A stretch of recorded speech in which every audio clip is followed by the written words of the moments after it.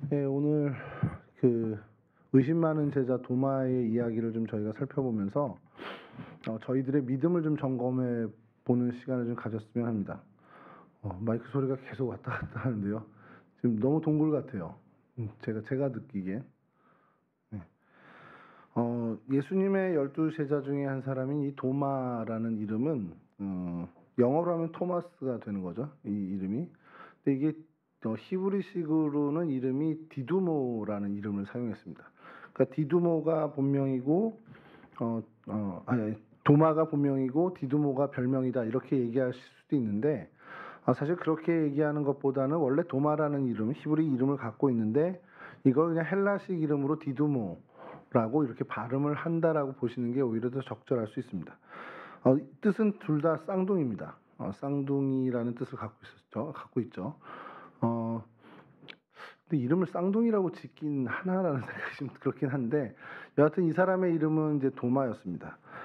뭐 일란성인지 이란성인지 성경 어디에도 없고요. 어디 뭐 도마복음서나 이런 데도 나오지 않습니다. 그리고 형제 쌍둥이인지 남매 쌍둥이인지도 알 길이 없습니다. 그냥 쌍둥이였구나 정도만 우리가 알 수 있는 거죠.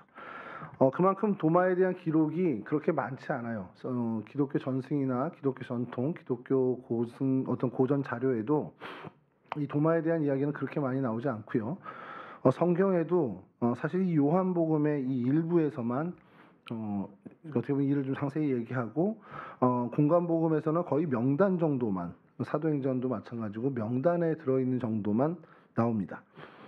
근데 이 도마가 어떤 인물이었는지를 좀 살펴보는 것이 왜 중요하냐면 우리가 이 땅을 살아갈 때 복음에 대한 우리의 어떤 생각들, 우리에 대한 어떻게 보면 복음에 대한 처음 입장들을 사실은 좀 대변해주는 그 모습을 보여주고 있습니다. 여러분들 같이 특히 이제 태어나서부터 이제 믿음을 가졌던 사람들, 중간에 어떤 큰 하나님을 만나는 역사를 갖고 신앙생활을 시작한 사람들이 아닌 이상 거의 그냥 주입식으로 뭐 엄마가 시켜서 그냥 어릴 때부터 다니다 보니까 그냥 교회가 익숙하고 그냥 교회가 편해서 그냥 신앙생활하고 그렇게 지내다 보니까 내가 교회를 20년 다녔는데 생각하면서 그럼 내가 믿음이 있나 보다 이런 생각을 하는 경우가 있다라는 거죠. 그래서 그런 어떤 우리 청년들의 상황에 이 도마는 참 좋은 예가 될 수 있겠다라는 생각이 좀 들어서 한참 전부터 이 도마에 대한 이야기를 좀 해보고 싶었어요. 그래서 먼저는 수요 예배에 이 도마에 대한 이야기를 가지고 말씀을 나눈 적이 있습니다. 그리고 그걸 좀 우리 청년들하고 좀 이야기할 수 있게 좀 다듬어 봤는데요. 예, 도마 그러면 제일 먼저 우리에게 떠오르는 그의 어떤 이미지는 의심 많은 제자 도마입니다. 찬송가에도 의심 많은 제자 도마로 이제 나오긴 하죠.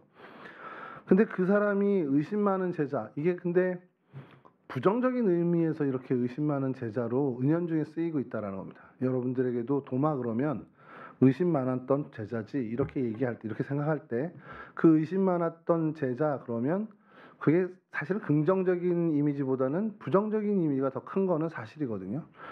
근데 이게 조금은 좀 억울하지 않을까라는 생각이 듭니다. 성경을 읽다 보면 도마의 이 의심이 어떻게 보면 저희가 생각하고 갖고 있는 그 의심과는 좀 다른 결을 갖고 있는데 분명히 결이 다른 의심인데 약간은 좀 오해가 되고 그래서 좀 그의 원래의 위치보다 조금 우리가 좀 낮춰서 생각하는 것 아닌가라는 생각을 좀 하게 됩니다.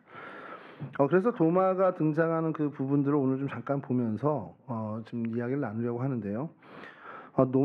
이 도마가 먼저 성경에 등장하는 좀 그래도 도마의 이름과 도마의 행동이 좀 드러나는 게 요한복음 11장에 드러나요. 요한복음 11장은 뭐냐면 죽은 나사로가 살아나는 그 장면이 담긴 부분입니다. 나사로가 병들었다함을 들으시고 예수님이 그 베다니 인근에 계시다가 베다니로 가자 이렇게 얘기를 해요.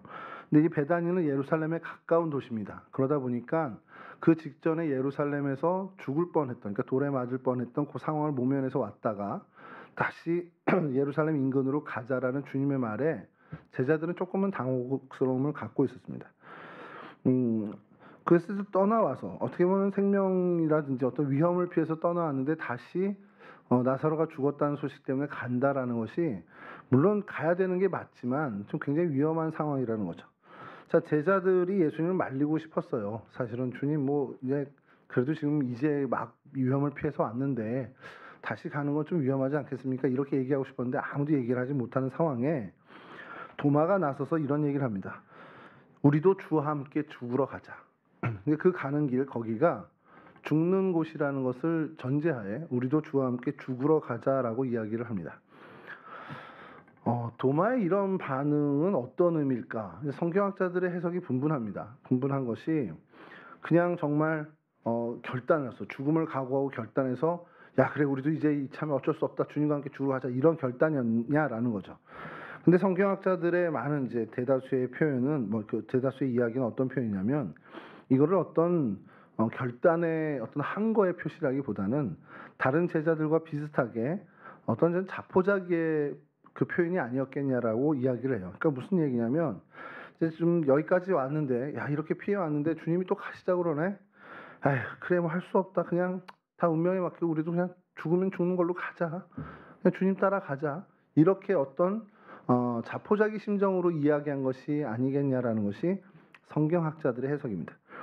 사실 저는 이제 그렇게 해석하는 것도 나쁘지 않다라고 보는 것이 여러분 어쨌든 죽으러 가는 건 맞아요. 예를 들니까 이 제자들의 생각은 거기 가면 죽는다고 아주 전제를 해놨습니다. 자 그러면 피해야 하는 것이 어떤 사람의 상식인데 주님이 그냥 가신다 하니 내가 죽을 줄 알지만 그래도 가자. 물론 이제 아까 원래 해석처럼 그래 우리 주님과 함께 내가 죽으면 죽이리라 하고서 그 어떤 에스더의 믿음처럼 가면 더 좋지만 그 정도가 아니라 할지라도 어떤 자포자기의 심정으로 그래 내가 주님 죽는다니까 나도 가야지 하고서 주님 그럼 저도 그냥 따라가서 죽을게요 이렇게 하는 것조차도 사실은 굉장한 믿음일 수 있다는 굉장한 어떻게 보면은 주님에 대한 사랑일 수 있다는 겁니다. 주님이 그렇게 결심하셨으니까 우리도 어쩔 수 없이 정말 주님을 따라가자. 그게 용기 있는 행동이었든 아니면 자포자기의 심정이었건 간에 그 유대 땅으로 다시 들어가는 그의 용기가 발휘된 건 사실이라는 겁니다. 이 점에서 우리가 좀 우리를 되돌아봐야 될 필요가 있는데 우리도 세상에 매여 있는 사람들이죠. 세상에 어떻게 보면 연연하고 살아가고 있는 저희들인데 이 측면에서 적어도 우리는 오늘 도마의 모습을 좀 본받을 필요가 있습니다. 왜냐하면 도마가 이 선택을 한 그 시점은 이로움을 찾는지 의로움을 찾는지에 대한 갈등에서 이로움이 아닌 의로움을 택한 선택이었다는 겁니다. 청년들에게 자주 하는 표현 중에 하나가 의로운 삶을 살래, 이로운 삶을 살래라는 표현을 제가 많이 썼어요. 그 전에 세상에 어떻게 보면 신앙인이 따르는 삶은 둘 중에 하나입니다. 그러니까 성공이냐 실패냐를 떠나서 그걸 따르는 삶을 살았는데 성공했다 아니면 실패했다 그건 두 번째 문제고 뭘 추구하면서 사냐는 건 둘로 나눠질 수밖에 없는 것이 이익을 쫓는 삶과 의로움을 쫓는 의로운 삶, 의를 쫓는 삶으로 나눠진다는 겁니다. 그러니까 여러분들이 선택의 기로에 섰을 때 야 이거 나한테 득이 되나? 득실을 따져서 선택한다면 그건 이를 쫓아서 사는 사람이 됩니다. 대다수가 우리가 그렇게 살죠. 근데 그 선택의 기로에 섰을 때 이것이 하나님의 뜻이 더 맞을까? 이게 하나님이 더 기뻐하시는 일일까? 아니면 이쪽이 더 하나님이 기뻐하시는 일일까? 이것을 고민해서 선택하는 것은 의를 쫓는 삶이 된다는 겁니다. 도마의 그 선택의 순간에는 이를 쫓는 삶이었다면 생명을 부지하기 위한 주님을 외면하고 주님 가실 거예요? 그럼 여기서 우리 say goodbye 하시죠. 여기까지인가 끝인가 봐요 주님. 그렇게 결별을 했어야 하는 겁니다. 근데 그의 생각에 과정은 성경에 안 나옵니다만 그 선택의 기준이 주님을 따르는 게 맞지라는 의를 쫓는 선택을 했다라는 거죠. 그것이 용기 있는 선택이든 자포자기의 심정이든 상관없습니다. 어떠한 형태, 어떤 모양이 됐던 최종적으로 의를 따르는 삶이 되었다는 거. 그게 우리가 여기서 주목해야 되는 거죠. 이제 개강했죠. 이게 되게 조심스러운 얘기인데 학생들에게 꼭 해주고 싶은 얘기가 있는 게 학점 잘 주는 교수님 선택을 해야 되는지 아니면 정말 내가 배워야 할 그 학문에 대해 선택을 해야 되는지 갈등이 있을 수 있습니다. 근데 제가 볼 때는 1, 2학년 때는 학점 잘 주는 교수님 거 들으는 게 아마 대부분일 거예요. 근데 한 3학년쯤 되면 이제 공허해집니다. 학점 잘 받는 게 뭐 남는 게 없는데 내가 그거 A 플러스 뭐해? 그거에 대해서 아는 게 없는데. 학점 잘 주는 교수님이 잘 가르치시지만 평가를 그렇게 엄격하게 하시는 분들이 아니거든요. 가르치시는 건 재밌고 좋아요. 아닌 분들도 있지만 아닌 분들이 학점이 더 잘 주는 경우도 있지만 근데 내가 이 과목을 들었어. 그럼 적어도 그 과목에서 내가 A 플러스를 받았어. 그럼 어디 가서 그 과목의 학문에 대해서 이야기할 수 있을 정도 돼야 되는데 평가가 까다롭지 않은 그 평가의 기준으로 A 플러스를 받았기 때문에 별로 할 얘기가 없습니다. 이건 뭐 좀 시간이 지난 우리 저기 박서원 청년 같은 분들은 이해를 하실 텐데 내가 이 대학생활 4년 한두 푼도 아니잖아요. 요즘 등록금이 그거 내고 다니는데 뭔가 남는 거를 좀 공부하고 싶다라는 걸로 했을 때 성적이 그렇게 좋지 않아도 상관은 없다라는 겁니다. 내가 그만큼 거기에 씨름했다라는 게 굉장히 중요한 거거든요. 그래서 우리 수강 신청을 실패한 우리 세준 형제가 바람이 있다면 그래 들어야 할 것들 마땅히 내가 들어야 할 것들에 대해서 듣고 물론 이제 바쁠 겁니다. 남들 8학기 동안 할 거를 4학기 동안 해야 되기 때문에 쉽지 않겠지만 밤새 가면서 해야죠. 그리고 교재, 부교재 다 읽어가면서 한다면 그 2년이 다른 친구의 4년 못지않은 그런 생활이 될 거라는 거죠. 사실 그거를 우리가 하기 위해 전제되는 것이 하나님 나를 신학교에 보내셨고 이 신학대학에서 나에게 원하시는 하나님의 그 꿈꾸시 하나님이 원하시는 길이 뭡니까?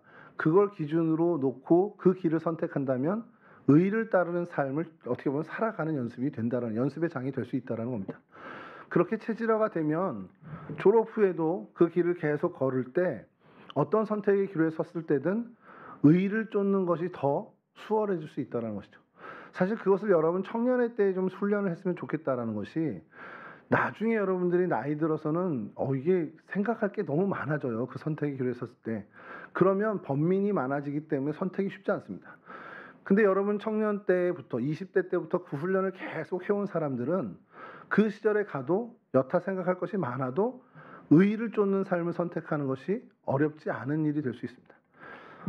제가 이거를 그럼 어떻게 좀 예를 들어줄까 막 고민을 했는데 저희 어머니랑 제가 지난주에 한번 만났거든요. 근데 저희 어머니가 요즘 입버릇처럼 하는 게 있습니다. 내가 네 형 국민학교 1학년 때부터 지금까지 단 한 차례도 11조를 내가 어긴 적이 없다. 이제 그 얘기를 하시는 거예요. 지금 저희 어머니 수입이 없으시고 기초노령연금 나오는데 그거를 이제 11조 하시거든요. 이제 그 얘기를 하시는데 그 얘기를 가만히 들으면 뭐냐면 우리 어머니가 그때부터 했기 때문에 그 관성으로 인해서 수입이 많아지든 적어지든 상관없이 고려할 것이 많아지는 그런 상황에서도 과감하게 하실 수 있었다는 거죠. 그러고 보니까 제가 저를 생각할 때 그래 내가 어려서부터 용돈 받으면 11조를 했던 그 생활이 그냥 몸에 배어 있어서 언제든 제가 수입이 없었던 그 시절에도 작은 돈이 생겨도 그것 11조를 했던 그 기억이 그래 그게 어렵지 않은 일이 되어버린 거죠. 어려서부터 했기 때문에. 여러분들이 청년의 때 사실은 제 기준이나 우리 기준에 보면 되게 어린 나이거든요. 이 어려서부터 여러분들이 이를 쫓는 사람이 아니라 의를 따르는 삶을 선택하는 연습을 해오면 여러분들은 정말 여러분들의 인생의 정말 결정적인 순간에 정말 의를 따르는 삶으로 하나님께 영광을 돌리는 그런 기회를 하나님 주실 것이라는 겁니다. 우리 세준 형제가 작년에 이 결단을 좀 했죠. 그래서 많은 사람들을 기쁘게 했는데 여하튼 여러분들이 이를 쫓을 것인지 의를 쫓을 것인지는 평생에 여러분들이 고민해야 되는 문제라는 거, 이 도마를 통해서 저희가 한번 좀 배워야 되고 생각해야 되는 것이고요. 그 다음 도마가 등장하는 장면이 요한복음 14장이라는 그 곳에서 등장을 하는데 이때는 어떤 상황이었냐면 6월절 전날 밤에 예수님께서 이제 당신의 어떤 그 순환을 예고하시고 제자들을 위로하시는 장면입니다. 그러면서 얘기를 하시죠. 마음에 근심하지 말고 너희들 하나님 믿으니까 이제 나를 또 믿어. 아버지 집에 내가 거처를 마련하러 갈 건데 거기서 준비가 다 되면 다시 와서 너희들을 데려가겠다. 내가 가는 길을 너희들이 다 알아. 이렇게 얘기를 합니다. 자, 그랬더니 도마가 질문을 합니다. 주여, 주께서 어디로 가시는지 우리가 알지 못하거늘 그 길을 또 어떻게 압니까? 세준이 오늘 끝나고 어디 가? 자, 집에 가요. 근데 제가 세준이 집을 몰라요, 진짜로. 그럼 세준이네 집이 어딘지 모르는데 세준이네 집을 가는 길을 제가 알까요? 아, 벽산 앞에서 살아요? 아, 몰랐지 나는. 아, 내려줬구나 한번. 아, 그래도 거기서부터 집에 가는 길을 몰라. 몇 동 몇 호인지를 모르니까. 윤섭이 집을 제가 몰라요. 뭐 초청도 안 하고 뭐 이렇게 언제 어디라고 얘기도 안 하니까. 윤섭이가 어느 날 갑자기 저한테 전화해서 아, 목사님 저희 집 좀 잠깐 와주시죠 이런다면 제가 뭐라고 얘기했습니까? 어딘데? 물어봐야 되잖아요. 그랬더니 다 아시잖아요. 그래서 끊어버렸어요. 그러면 도마의 얘기가 제 얘기가 되는 거죠. 윤섭아, 네가 어디 갔는지도 모르는데 너희 집 가는 길을 내가 어떻게 아니? 도마가 딱 그 얘기를 하는 겁니다. 주님 지금 어디 가신다는 건데요? 어디 가신다는 얘기도 없고 어딘지 알려주지도 않고선 우리가 그 길을 어떻게 합니까? 제자들은 무슨 생각이었냐면요. 예수님이 이런 얘기를 하시자 세상 왕국에만 이제 꽂혀 있는 사람들이라 보니까 아, 주님이 어느 지역을 가서 왕궁을 세워서 이 로마의 속국으로부터 좀 벗어나게 하시려는 어떤 메시아적 사명을 이제 하시려나 보다. 그럼 그 지역이 어디지? 사마리아 지역인가? 갈릴리 지역인가? 아니면 저 밑에 쪽 지역인가? 이런 고민들을 하고 있어요. 다 그런 생각을 하는 겁니다. 근데 아무도 그거를 물어보지 않는 거예요. 그리고 도마만 거기서 주님께 질문을 하는 겁니다. 주님 어디로 가시는지 우리가 알지도 못하는데 그 길을 어떻게 합니까?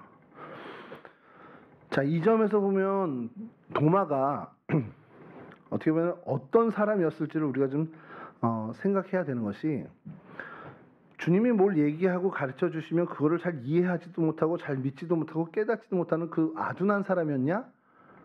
이 질문을 해볼 수 있어요, 먼저. 근데 그렇지 않다라는 겁니다. 왜냐하면 이건 모두가 다 궁금해하고 있는 상황을 사실은 대표해서 얘기하는 거예요. 근데 왜 어떤 사람이 그런 얘기를 합니까? 저희도 그렇잖아요. 제가 이렇게 설교를 하는데 여러분들 다 못 알아들어. 근데 그냥 알아들은 척하고 고개 끄덕이고 있죠. 근데 어떤 사람 유독히 아, 목사님 그거 무슨 얘기예요? 라고 물어볼 수 있습니다. 어떤 사람이 그러죠? 그것을 궁금해하는 사람이 그렇습니다. 끝까지 어떻게 보면 주님의 말씀에 더 관심 있고 끝까지 파고드는 성격이 있는 사람이 사실 질문을 하게 돼 있어요. 학교 수업이나 성경 공부할 때도 마찬가지입니다. 하나님 세상을 이렇게 창조하셨어. 아담이 이제 아이를 낳았는데 가인과 아벨인데 아, 가인이 아벨을 죽여서 이제 떠나게 됐어. 근데 가인이 사람들이 나를 죽이면 어떻게 살인자라고 죽이면 어떡해요? 그러면서 그거 방지해주게 하나님 나의 표를 주세요. 그래서 하나님 표를 줘요. 그러고서 보냈단 말이에요. 자, 성경 공부 처음 시작하면 이거부터 얘기를 합니다. 그럼 여기서 궁금한 게 안 생겨요?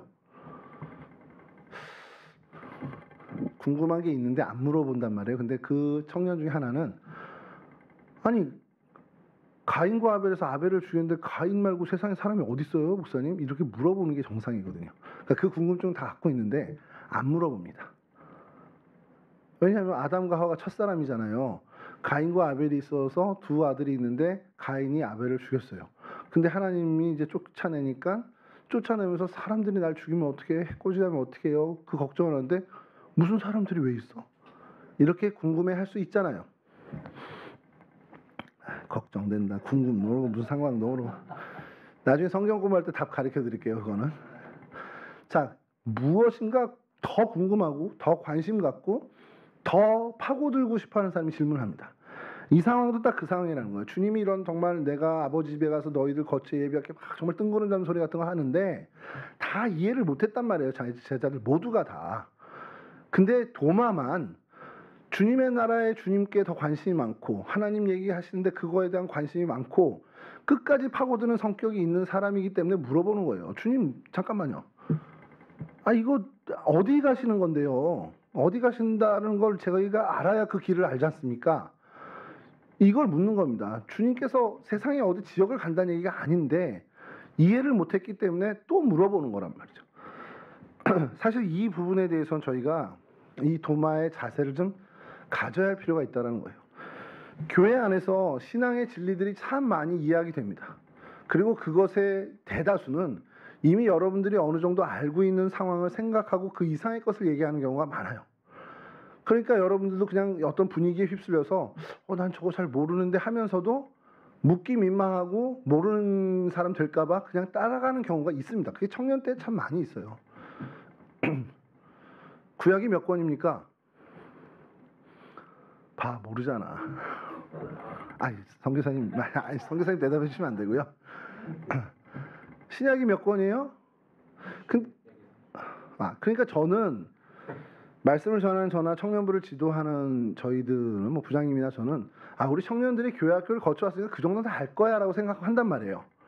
근데 실상 아닌 경우가 정말 많습니다. 에스겔서가 어디 있죠? 신약 구약? 네, 그거를 모르는 경우도 있고요. 도마복음은? 없어요. 역시 신학생이네요. 도마복음 복음서니까 신약이네요. 딱 이러는 사람이 있다니까요. 그러니까 이제 그걸 어느 정도 전제해서 가다 보니까 제가 그래서 예전에 한번 그런 반성을 한 적 있어요. 정말 청년 때 예수 처음 믿은 사람도 있잖아요. 그런 사람들을 위한 배려가 없구나라는 생각을 좀 한 적이 있습니다. 그래서 그냥 모를 수 있다, 모르는 거 우리가 알려주는 건 창피한 게 아니다라는 분위기를 분명히 만들어야 된다는 거죠.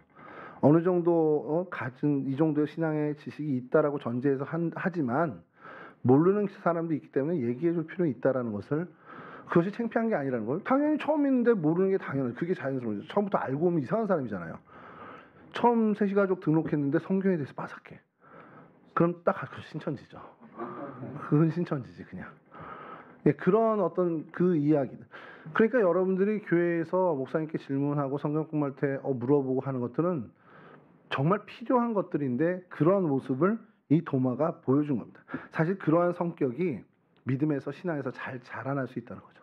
성숙한 신앙으로 가기 위해 정말 빠른 길 중에 하나는 성경에 대한 관심, 하나님에 대한 관심, 신앙에 대한 관심으로 인해서 알아가고 싶어하는 그런 집요함이 사실은 필요하고 그것이 우리에게 순기능을 해준다는 것을 우리가 잊지 않아야 한다는 겁니다. 자, 그러면서 이제 도마가 다시 등장하는 장면은 오늘 본문의 장면입니다. 결정적으로 의심 많은 제자라고 그에게 어떻게 보면 오명이 씌워진 사건이죠. 제자들이 부활하신 주님을 만났습니다. 하필이면 그때 도마가 없었어요. 그래서 그 모든 사람들이 주님이 드디어 살아나셨다, 부활하셨다, 모두가 정말 환호하고 있는데 이제 도마가 다시 그 제자들의 무리로 돌아옵니다. 그리고 이 얘기를 들어요. 야, 주님이 살아나셨어. 근데 도마가 어떻게 반응해야 되겠습니까? 진짜? 진짜 봤어? 봤지, 우리 다 봤어. 그럼 보통 믿어야 되지 않아요? 진짜야? 와, 드디어 주님 사셨구나. 이래야 되는데 도마는 뭐라고 어떻게 반응합니까? 니네들이 다 봤다고 그래도 난 안 믿을 거야. 약간 또라이죠. 내가 예수님 손자국에 손에 있는 못자국과 옆구리에 있는 창자국을 만져보지 않고는 내가 절대 안 믿어. 이렇게 얘기합니다. 제가 좀 엉뚱한 상상을 했던 게 도마가 딱 왔는데 제자들이 한결같은 소리를 하니까 이게 몰래카메라로 여겼나? 이 생각이 드는 거예요. 나를 집단적으로 나를 속이나? 이런 생각을 했나? 그러니까 그런 엉뚱한 생각도 할 정도로 너무 이상한 겁니다. 이의 태도가. 근데 도마의 앞선 모습들을 보면 우리가 이해를 좀 할 수 있는 것이, 도마는 주님에 대한 관심과 어떻게 보면 주님에 대한 사랑과 주님을 따르겠다 하는 의의를 쫓는 그 삶이 강렬한 사람이다 보니까 이 부활이라는 사건에 대해서도 정확하게 알고 싶은 거예요. 그래서 내가 정말, 그러니까 표현이 그런 표현이지, 너희들 봐서 너희들 믿었듯이 나도 내가 보고 믿고 싶어. 아버지가 아무리 예수님이 좋고 교회가 좋고 신앙이 어쩌고 해도 그건 아버지 신앙이고 난 내가 주님을 좀 만나고 싶어. 이런 마음이 있어야 된다는 겁니다. 저희 집 얘기를 자꾸 이렇게 설교 때 해서 죄송스러운 것은 있지만 뭐 제 경험의 소치가 그 정도밖에 안 되니까 아이들에게 계속 얘기하죠. 이 기독교 신앙, 예수의 복음이 얼마나 좋은지 얘기합니다. 그럼 그 자리에선 고개 끄덕이고 듣는 것 같죠. 근데 저도 경험해봤지만 그건 아버지 생각이고 그건 아버지 마음이고 그건 아버지 믿음이고지 정말 거리감이 있는 얘기일 수밖에 없다라는 겁니다. 그래서 기도하는 건 우리의 자녀들이, 그리고 우리 청년들이 정말 제가 경험한 그 이상으로 하나님을 경험하고 주님을 만나고, 그래서 우리 신앙의 선배들의 신앙을 그냥 이어받는 것도 그냥 단순히 이어받는 것도 뭐 나쁜 건 아니지만 나의 신앙을 좀 확실하게, 나의 신앙의 체험들을 확실하게 좀 가졌으면 좋겠다는 겁니다. 자, 그러자 여들의 뒤에 주님이 진짜 그 소원을 들어주시기 위해 나타나셨습니다. 그리고 도마에게 뭐라고 합니까? 그날 그 자리 현장에 예수님은 안 계셨어요. 근데 도마의 얘기를 정확하게 반복하시죠. 너 여기 만져보고 옆구리 만져보고 믿음 없는 자 되지 말고 믿음 있는 자가 되라 하시는 겁니다. 근데 도마가 어떻게 반응합니까? 진짜예요? 그리고 가서 손을 만지거나 옆구리 넣냐? 아닙니다. 우리가 자세히 여기서 봐야 돼요.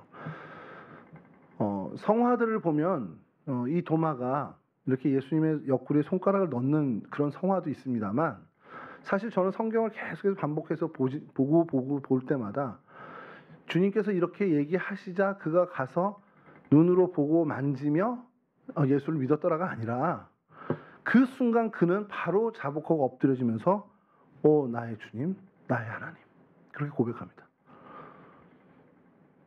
그러면서 너는 나를 만진 고로 믿느냐 이렇게 얘기 안 하시고요. 오늘 본문 안 읽었지만 너는 나를 본 고로 믿느냐?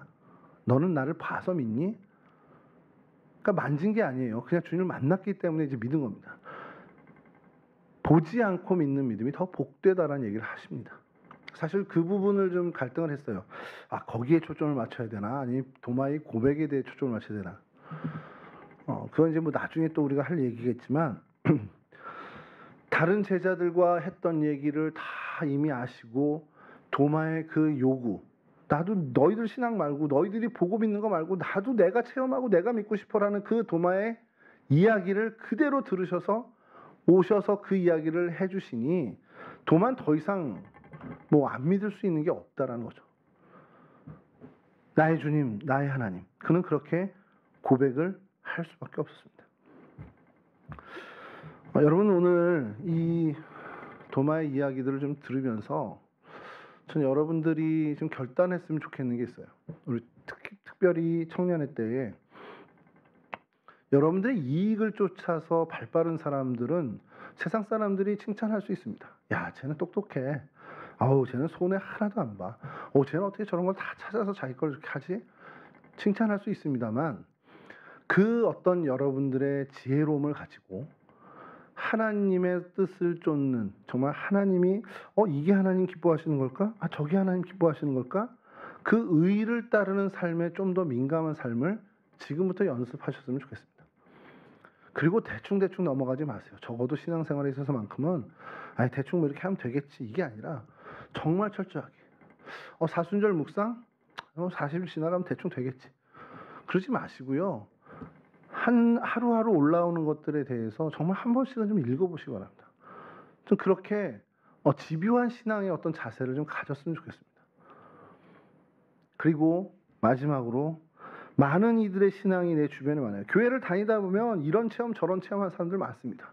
뭐 기적적으로 병이 낫는 분들도 있잖아요. 그래서 여러분들 보시면 기적적으로 이런 사람이 여기 서가지고 목사라고 말씀을 전하고 있잖아요. 여러분들이 저를 모르니까 그냥 수용하지 제 어릴 적 친구들이 받아들이지 못하는 사실 중에 하나입니다. 이게. 자, 그런 사람들 많아요. 내 주변에도 뭐 정말 병이 고쳐지고 정말 놀라운 이적을 경험한 사람들도 많고 저도 뭐 그런 경험을 해봤지만 그건 그들의 신앙이고 여러분들 각자가 나의 주님, 나의 하나님을 좀 만나는 그것에 좀 씨름했으면 좋겠습니다. 근데 그게 저절로 되냐고요. 주님께 계속 구해야죠. 안타까워요 하나님. 나 정말 하나님 이제 20살 넘었는데 나 이제 하루 30을 바라보는데 하나님 나 이대로 그냥 늙어가야 돼요? 나 정말 제대로 하나님 믿고 싶어요. 이런 고민들이 좀 있고 그렇게 하나님과 씨름해서 정말 나의 주님이시군요. 정말 당신이 나의 하나님이시군요. 그렇게 고백하는 그런 삶을 좀 살아야 되지 않겠냐는 겁니다. 여러분 인생 한 번 사는 겁니다. 그리고 여러분 교회 못 떠나잖아요. 떠날 거예요? 절대 못 떠나는 거 알잖아요. 스스로들 알잖아요. 그럼 제대로 한번 믿어보자는 겁니다. 제대로 하나님과 소통하고 제대로 하나님과 교제하고 제대로 하나님의 은혜를 경험하고 제대로 하나님이 주시는 그 축복을 누려보자라는 겁니다. 그래서 정말 이 세상을 좀 비웃는 아이고 세상아 니네가 뭐 별거냐 나는 하나님 계신다 이 세상에 성공케 뭐가 중요하냐? 난 천국에 하나님, 내 천국에 상급이 있다. 어떻게 이런 정말 어떻게 보면 좀 당당함을 좀 갖는 크리스찬들이 되었으면 좋겠습니다. 그러한 정말 축복, 그 은혜 여러분 모두가 누리실 수 있기를 주님의 이름으로 간절히 축원합니다. 기도하겠습니다. 좋으신 아버지 하나님 감사합니다. 먼저는 저희들을 불러주셔서 주님의 백성 삼아주신 것 정말 감사하고 또 감사합니다. 하나님을 알게 하셨고 정말 하나님께 나아가는 길을 매일매일 우리가 걸을 수 있도록 그 은혜를 주시고 이끌어 주심도 감사를 드립니다. 하나님 특별히 바라는 것은 우리 젊음의 날에 하나님을 향한 우리의 몸짓과 우리의 정말 그러한 모든 것들이 정말 날로 날로 성숙해질 수 있도록 주님 도와주시옵소서. 무엇보다도 하나님을 정말 내 인생의 주님으로 정말 내 삶에 정말 하나님으로 고백하는 저희들이 되길 간절히 원합니다. 그렇게 하나님과의 그 씨름하는 일들을 통해 정말 하나님께 매달리는 그 일을 통해 나의 주님 나의 하나님을 만나는 우리 청년들이 될 수 있도록 도와주시고 정말 그렇게 흔들리지 않는 정말 견고한 믿음을 갖는 우리 청년들이 될 수 있도록 도와주시옵소서. 이 일을 위해서 하나님 5년 뒤 10년 뒤 시작하겠다 그렇게 늦추는 것이 아니라 지금 이 자리 오늘부터 내가 하나님께 정말 나아가고 하나님께 매달리고 하나님의 은혜를 구하는 그런 결단을 하는 우리 청년들이 될 수 있도록 하나님 도와주시옵소서. 이 젊음의 날에 그렇게 하나님과 귀한 씨름을 하고 그렇게 하나님을 따르는 귀한 삶을 연습하고 가다듬고 다듬어져 정말 하나님께서 귀하게 쓰시는 거룩한 인생들이 다 되는 우리 동성애 청년들이 될 수 있도록 하나님 도와주시옵소서. 그렇게 주님과 깊은 교제를 통해 우리의 마음이 더욱더 주님을 향하고 하나님 주시는 즐거움과 그 기쁨을 마음껏 누리는 하나님 행복한 주의 백성 될 수 있도록 하나님 도와주시옵소서. 감사하며 예수 그리스도 거룩하신 이름으로 기도합니다. 아멘.